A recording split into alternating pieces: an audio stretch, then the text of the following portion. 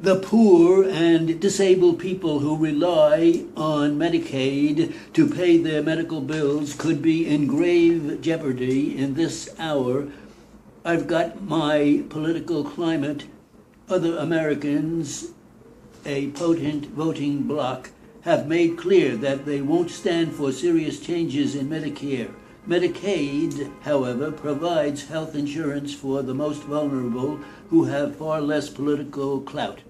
There is no doubt that Medicaid, a joint federal-state program, has to be cut substantially in future decades to help curb federal deficits.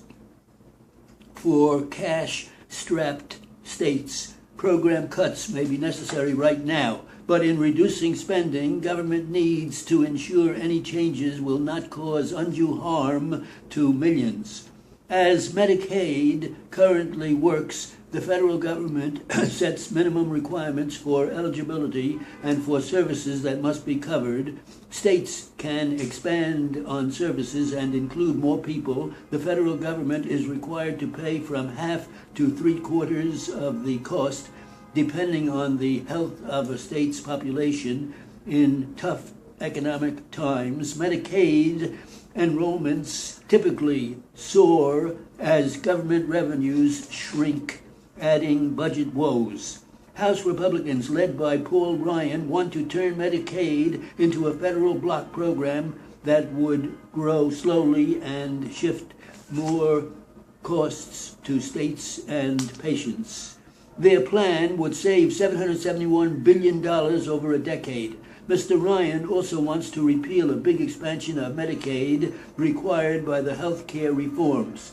All told, he would cut $1.4 trillion over 10 years, roughly a third of the more than $4 trillion in projected federal spending in that period.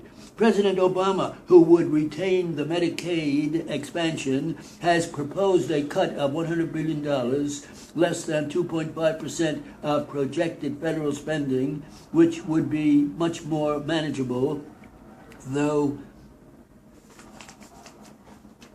and will depend in large measure it being carried out. The great danger in proposing $100 billion in cuts at the start is that Republicans will take that as an opening bid that can be negotiated upward toward the unreasonable Ryan-level cuts the House has already approved. The best route to savings already embodied in the reform law is to make the health care system more efficient overall so that costs are reduced for Medicaid, Medicare, and private insurers as well. Various pilot programs to reduce costs might be speeded up, and a greater effort could be made to rein in malpractice costs. Congressional Democrats and advocates for the poor are most worried that the administration will use a new blended rate for federal matching funds, which would replace a patchwork of matching formulas for poor people and children with a single rate for each state, as a way to lower the federal contribution.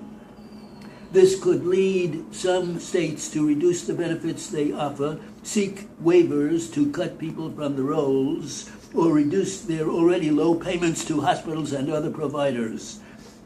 The deficit reduction push could also threaten the health care reform law's aim to have states cover more people under Medicaid starting in 2014 with the help of greatly enhanced federal matching funds.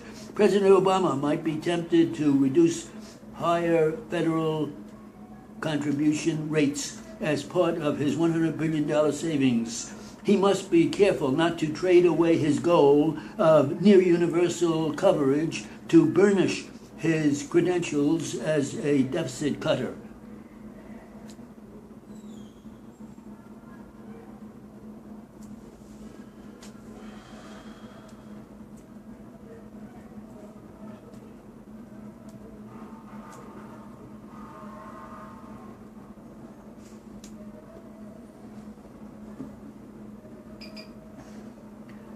What was it?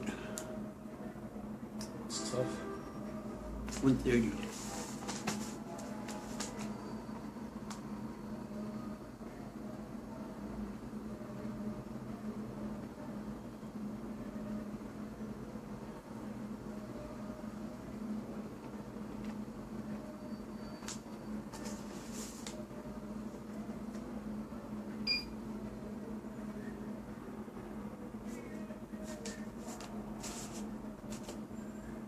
get back there. Do you? Yeah, I do now.